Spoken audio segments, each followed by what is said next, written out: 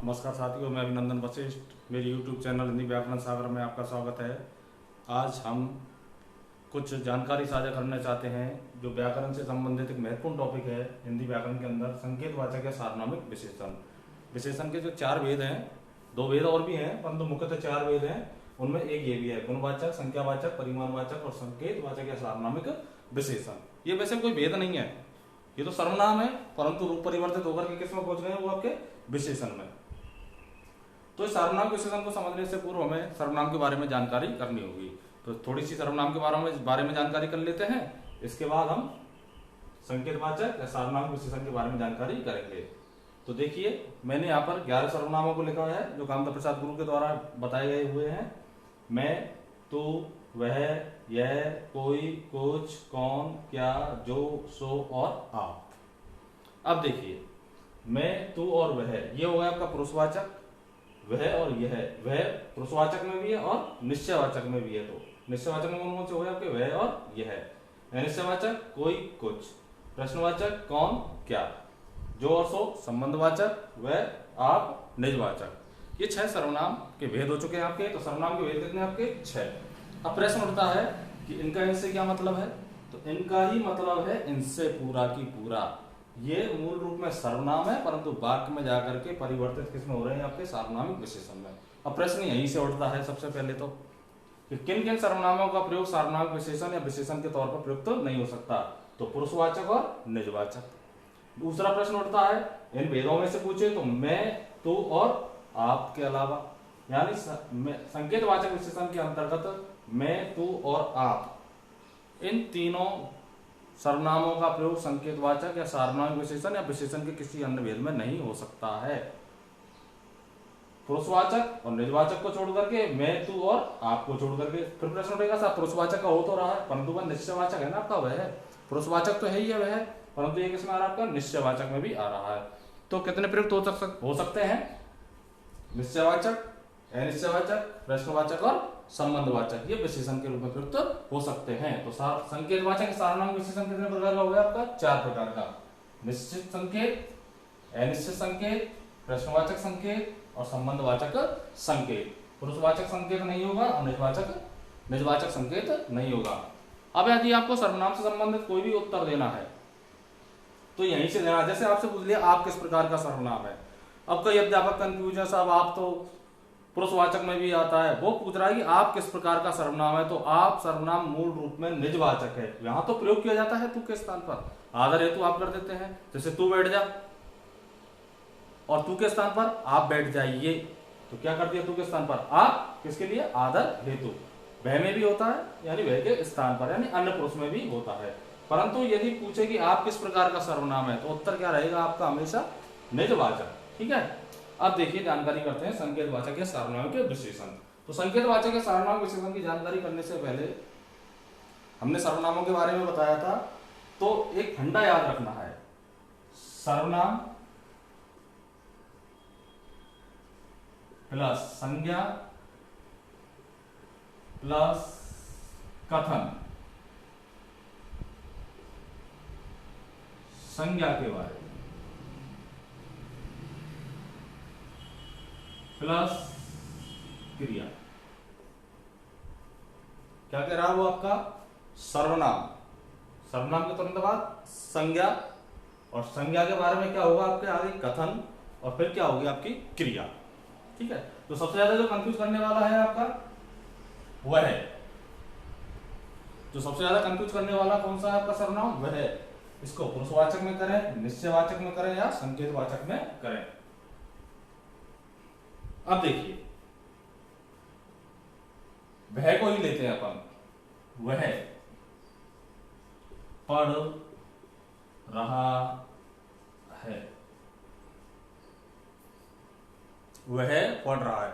यदि पुरुषवाचक सर्वनाम का पता लगाना है आपको, तो जैसे ही आपको वह दिखे, यह दिखे, उसके स्थान पर कोई भी व्यक्तिवाचक या जातिवाचक संज्ञा रख सकते हैं, जिसमें मुख्यतः प्राणीवाचक और 1-2 उदाहरण खुद का नाम रख सकते हैं। राम, श्याम, छात्र जातिवाचक संज्ञा के रूप में भी, व्यक्तिवाचक संज्ञा के रूप में सभी रख सकते हैं। वह पढ़ रहा है, वह के स्थान पर मैंने लिख दिया राम पढ़ रहा है, तो वह पढ़ रहा है तो भी अन्य पुरुष, और राम पढ़ रहा है तो संज्ञा है। ठीक है, और वैसे भी मैं और तू के अलावा संसार के जितने भी कर्ता हैं वो सब अन्य पुरुष में होते हैं। तो मैं वह के स्थान पे क्या रख दिया अपन ने, राम, तो उत्तर क्या हो जाएगा आपका, पुरुषवाचक सर्वनाम। ठीक है, अगला देखिए, वह पुस्तक पढ़ रहा है, वह पुस्तक। अब देखो वह के तुरंत बाद में संज्ञा दिख गई, अब क्या करेंगे आप, लपक के सार्वनाम विशेषण नहीं। प्रश्न को समझो, प्रकृति को समझो, अंदर जाने का प्रयास करो, और यदि जो अध्यापक ये लगे हुए हैं ट्रिक से समझिए, वो समझिए। इसलिए सफलता का कोई शॉर्टकट नहीं होता, अध्ययन गहन होना चाहिए, जानकारी पूरी होनी चाहिए।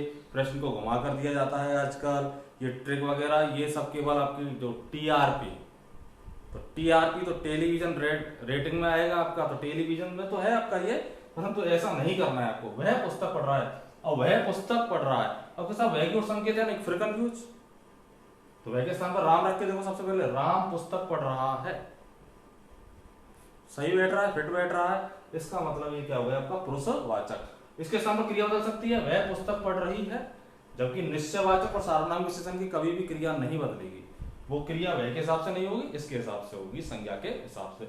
वह पुस्तक पढ़ रहा है, क्या लिखा हमने, राम पुस्तक पढ़ रहा है। तो ये तो आपके पुरुषवाचक सर्वनाम की पहचान हो गई कि पुरुषवाचक सर्वनाम क्या होगा आपका। अब आता है आपका निश्चयवाचक और संकेतवाचक के में अंतर। जैसे वह पुस्तक है, वह पुस्तक है, वह पुस्तक है, तो वह सर्वनाम, इसके तुरंत बाद संज्ञा। परंतु देखो यहां पर सीधी क्रिया है या कोई कथन नहीं है, और वह के स्थान पर सबसे पहले राम रख के देखो, राम पुस्तक है, नहीं, राम पुस्तक कैसे हो सकती है, इसलिए पुरुषवाचक सर्वनाम को खत्म कर दिया अपन ने। अब दो बचे आपके पास, संकेतवाचक या सार्वनाम विशेषण, और दूसरा निश्चयवाचक। पुस्तक के बारे में कोई कथन है नहीं है, इसलिए सीधा क्या हो जाएगा आपका उत्तर, निश्चयवाचक। वह पुस्तक महंगी है, और जो कथन होता है वो अधिकांशतः विशेषण होता है, ये ध्यान रख लेना। 95% उदाहरणों में आपको विशेषण वाला ही देगा परीक्षाओं में, और देता है। वह पुस्तक महंगी है, तो वह, ठीक है, पहले तो राम रख के देखें अपन, छात्र के देखें, राम पुस्तक छात्र है, पुरुषवाचक खत्म। वह पुस्तक महंगी है, ये महंगी किसके लिए आ रहा है, इस पुस्तक के लिए, तो वह पुस्तक कथन हो गया ना आपका, वह पुस्तक, तो सर्वनाम, सर्वनाम के बाद में संज्ञा, और संज्ञा के बारे में क्या हो गया आपका, कथन, तो क्या हो गया आपका ये संकेतवाचक या सार्वनामिक विशेषण। अगला उदाहरण देखते हैं, जैसे यह साड़ी महंगी,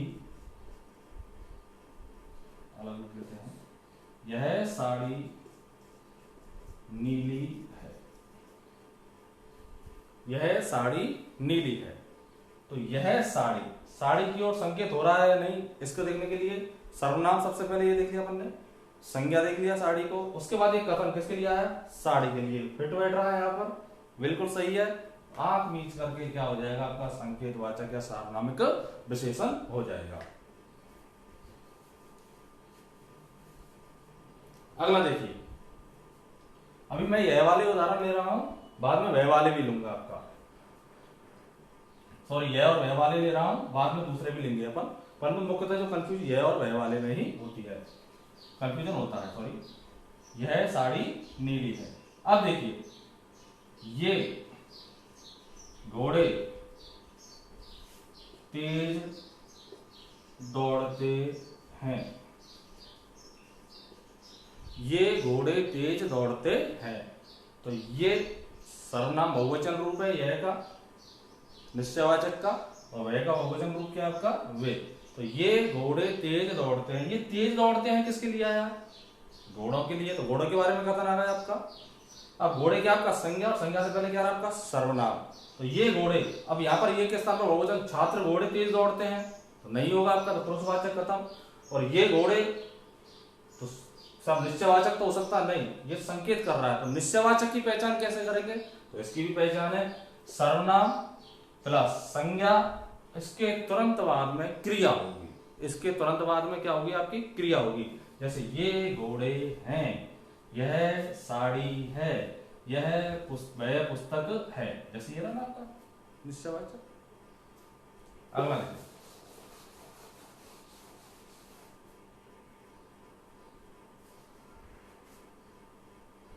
वह पुस्तक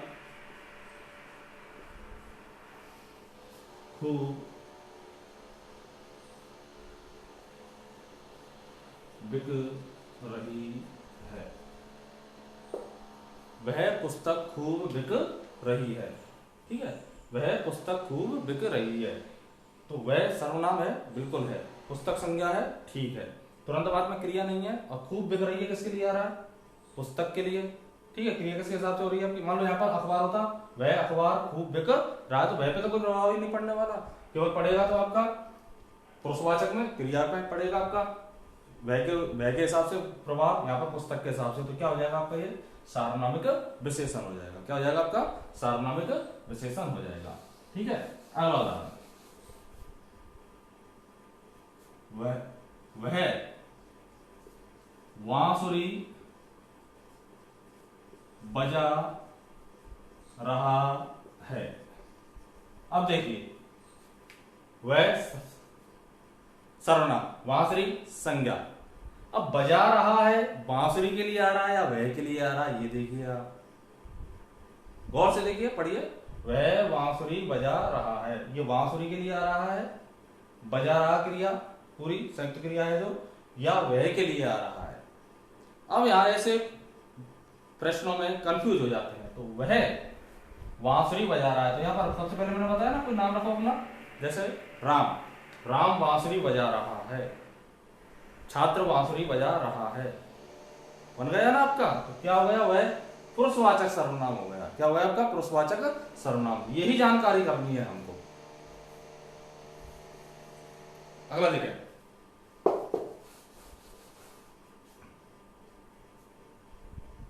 वह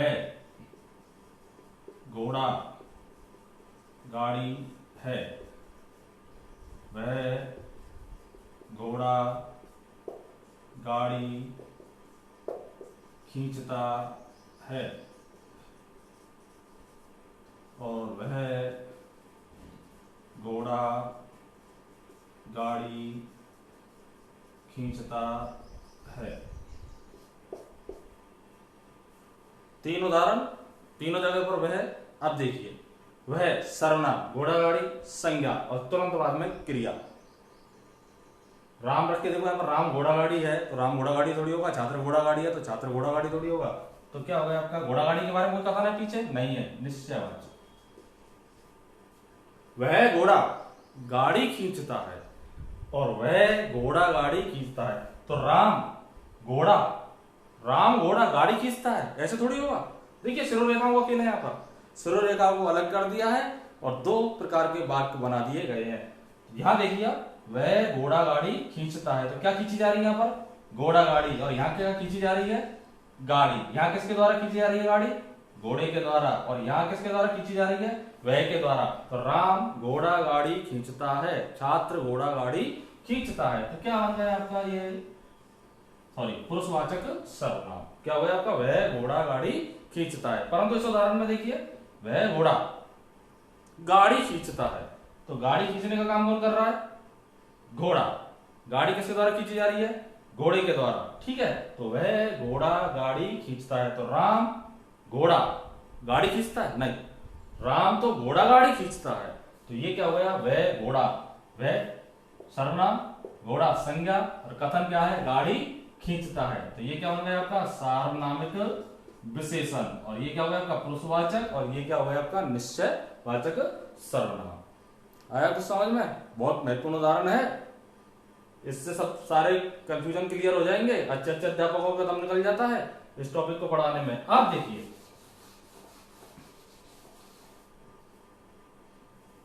मैं देख रहा था YouTube चैनल पर समझाया जा रहा था, मैंने लिखा भी था उनको, परंतु वो मानने को तैयार नहीं थे। वो बता रहे थे कि यहां पर कुछ भी नहीं आ सकता। क्यों नहीं आ सकता, यहां पर बीच में कुछ भी आ सकता है, फिर भी संकेत हो सकता है। और वो राजस्थान के बहुत बड़े कोचिंग संस्थान में पढ़ाते हैं, सॉरी कोचिंग में पढ़ाते हैं। तो देखिए कैसे आएगा बीच में, इसका भी ध्यान रख लेना। सर्वनाम प्लस संज्ञा, इस संज्ञा से पहले इसका विशेषण आ सकता है। वो भी देख लेंगे इस वीडियो को और वो समझ जाएंगे। और मैंने उनको रीट परीक्षा में आया हुआ उदाहरण भी प्रस्तुत किया था, तो उन्होंने मेरा कोई जवाब नहीं दिया था। लगातार मैंने उनको रिकमेंड किया, बार बार मैंने बताने का प्रयास किया, परंतु कई बार जिद्दी हो जाते हैं, अध्यापक भी मानने को तैयार नहीं होते हैं और बच्चों का भविष्य खराब भी हो सकता है। ये बात ध्यान रख लेना। जैसे वह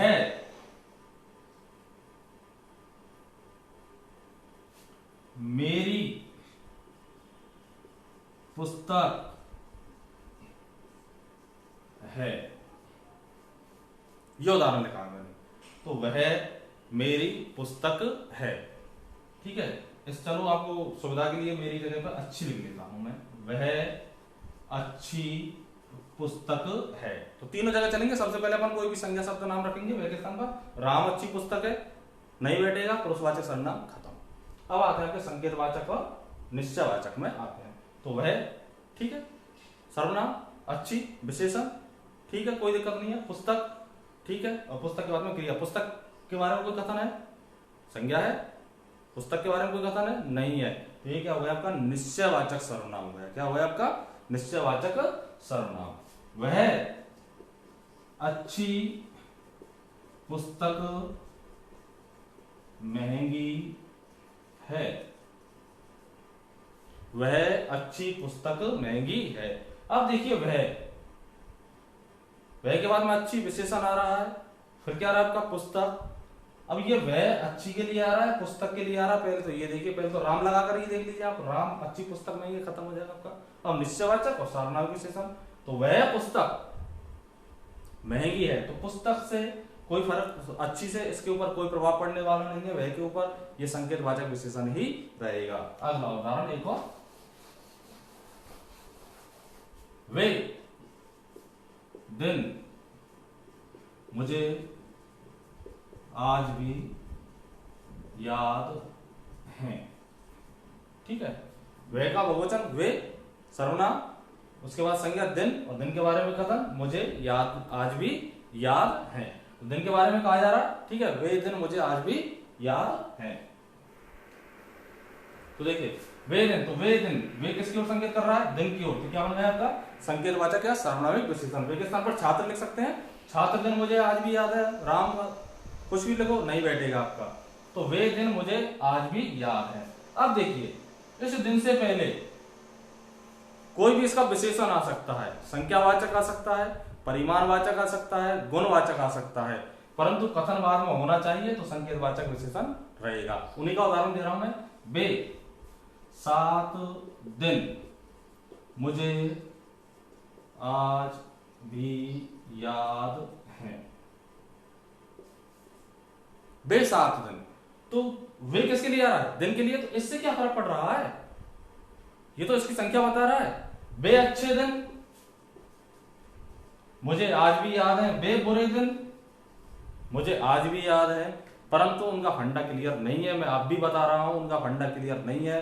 और जो कोई भी मेरा ये वीडियो देख रहा है और उनका भी ये वीडियो देखा हो, उनका भी वीडियो देखा हो, तो उनको जरूर आगे कर दें, किसी छात्र का भविष्य खराब न हो। इससे कोई फर्क पड़ने वाला नहीं है, वे दिन के लिए ही आ रहा है। ये तो इनका गुणवाचक विशेषण है। ये संख्यावाचक है, ये गुणवाचक है, संख्या गुणवाचक है। तो वे 7 दिन मुझे आज भी याद है। उस काली रात को मैं कैसे भूल सकता हूं। उस रात को, उस रात को, तो उस रात को, उस काली रात को, तो उस किसके लिए आ गया आपका। क्या साहब अब तो आप तो वह पे चल रहे थे और यह पे चल रहे थे, उस कैसे आ गया। तो देखिए यह का बहुवचन क्या बनेगा आपका, ये से क्या बनेगा आपका इससे क्या बनेगा आपका ऐसा, वैसे क्या बनेगा आपका वे, क्या बनेगा आपका उस, ये क्या बनेगा आपका वैसा।